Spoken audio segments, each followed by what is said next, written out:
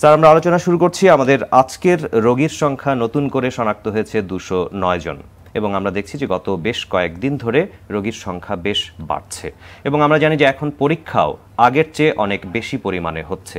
আপনি এই বিষয়টি একটু বলবেন। আগে আমাদের পরীক্ষা কম হতো, এখন পরীক্ষা অনেক রোগীর আমরা বেশি করে করছি, কেস নতুন করে অনেক বেশি পাচ্ছি, একটু ব্যাখ্যা করবেন। এখন যেহেতু পরীক্ষার কেন্দ্র অনেকগুলো জায়গায় বাড়ানো হয়েছে, আজকে পর্যন্ত 22টি সেন্টারে পরীক্ষা হচ্ছে পিসিআর মেশিনের মাধ্যমে।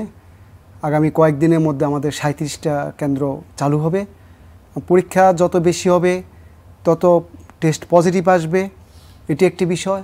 আরেকটি বিষয় হলো যে ডিজিজের যে এপিডেমিক ডিজিজের টাইডাল ফ্লো বলে একটি কথা আছে, যে একটা পর্যায়ে ডিজিজটা বাড়বে, তারপরে আবার একটা লেভেলে যাবে, তারপর আবার কমবে। আমাদের প্রথম যে রোগটি ডায়াগনোসিস হয়েছিল সেটি আপনাদের অনেকেরই খেয়াল আছে হয়তো, সেটি 8ই মার্চ প্রথম রুগীটি। সেই হিসাবে আমাদের রুগী এখন ক্রমান্বয়ে এই সপ্তাহ আগামী সপ্তাহ পর্যন্ত প্রতিদিনই বাড়তে থাকবে। এটাই ডিজিজের নেচার। তারপরে একটা লেভেল চলবে, তারপরে আবার ডাউন হবে। তো সেই ক্ষেত্রে আমরা এই সপ্তাহ এবং আগামী সপ্তাহ আমাদের ডিজিজ বাড়বে, এটাই স্বাভাবিক। এবং আমি মনে করি যে বিশ্বের অন্যান্য দেশের তুলনায় আমাদের দেশে এখনও অনেক সহনীয় পর্যায়ে আছে। তারপর এখন যেহেতু বাড়ছে, আমাদেরকে অবশ্যই অতিরিক্ত বেশি সতর্কতা অবলম্বন করতে হবে। আপনি যে কথাটি বলছিলেন যে এই সপ্তাহে বা সামনের সপ্তাহে হয়তো বা আমরা কিছু বেশি রোগী পেলেও হয়তো একটা সময় গিয়ে আমাদের কিছুটা ফ্লো কমে আসতে পারে, আপনারা সেটি এখন আপাতত মনে করছেন। আমরা এই বিষয়গুলো নিয়ে স্যার আলোচনায় আসবো। অনেক দর্শক আমাদের কাছে SMS করেছেন, প্রশ্ন করেছেন, ইমেইল পাঠিয়েছেন, ফেসবুকে মন্তব্য করেছেন, সেই প্রশ্নগুলো আমরা দেখব। আমরা লতিফ সাহেব আমাদের কাছে ইমেইল করেছেন, তিনি জানতে চাইছেন স্যানিটাইজেশনের পর আমরা কি তেল বা ইমালশনের মতো ময়শ্চারাইজার ব্যবহার করতে পারি কিনা, একটু ব্যাখ্যা করে বলবেন।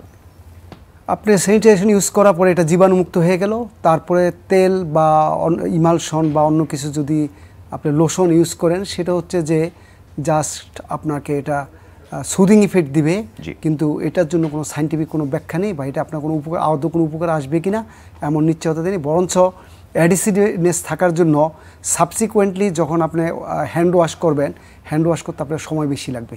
আচ্ছা, আমরা স্যানিটাইজেশনের বিষয়ে বেশি গুরুত্ব দেব, কারণ সেটি আমাদেরকে জীবাণুকে ধ্বংস করবে, কিন্তু ময়শ্চারাইজার আমাদেরকে কিন্তু কখনো জীবাণু ধ্বংস করবে না। আমরা শাহাদাত হোসেনের আরেকজন দর্শক আমাদের কাছে ইমেইল পাঠিয়েছেন।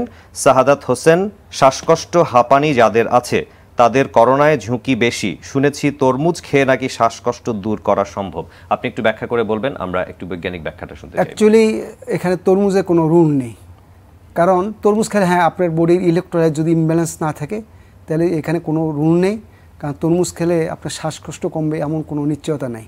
কারণ এটা শুধুমাত্র একটা ইম্পিরিক্যাল থট, আমাদের একটা ধারণার বশবর্তী হয়ে আমরা এই কথাগুলো বলি, এটা কোনো সায়েন্টিফিক কোনো ব্যাখ্যা নেই। জি অবশ্যই। আমরা আরেকজন দর্শক SMS পাঠিয়েছেন, ফিরোজ আহমেদ, তার SMS-টি পড়ছি। সার্জিক্যাল মাস্কের কার্যকারিতা 6 ঘন্টা কেন থাকে? তাহলে কি আমরা কাপড়ের মাস্ক ব্যবহার করা উত্তম কিনা বা ব্যবহার করতে পারবো কিনা? আমরা পেশেন্টের কাছে যদি না যাই আর সোশ্যাল ডিস্টেন্স যদি 2 মিটার মেনটেন করি, সেই ক্ষেত্রে সার্জিক্যাল যে মাস্ক, যে আমরা যে কাপড়ের মাস্ক যে 3 লেয়ারে বানিয়ে নিলে সেটি কিন্তু উত্তম। কারণ সবার ক্ষেত্রে সার্জিক্যাল মাস্ক যে আমরা যদি কাপড়ের বানাই, প্রতি ঘরেই কাপড় থাকে, পপলিন কাপড় দিয়ে আপনি যদি দর্জির দোকান বন্ধ থাকে, বাসায় নিজেরা সেলাই করে এটা ইউজ করতে পারেন। জি, আপনার কাছে আমরা ব্যাখ্যাটি পেলাম। শীতল সাহা আমাদের কাছে SMS পাঠিয়েছেন, তার মেসেজটি পড়ছি। করোনা রোগীকে যদি মশা কামড় দেয়, সেই মশা কোনো সুস্থ মানুষকে কামড় দিলে কি করোনায় আক্রান্ত হবার সম্ভাবনা না, আছে? এমন কোনো সায়েন্টিফিক ব্যাখ্যা এখনও নেই যে এটা এইভাবে ছড়ায় না, যেহেতু এটা ড্রপলেট ইনফেকশন। কাজেই করোনা মশার কামড়ের মাধ্যমে একজন ব্যক্তির কাছ থেকে আরেকজন ব্যক্তিতে করোনা ভাইরাস ছড়াবে না।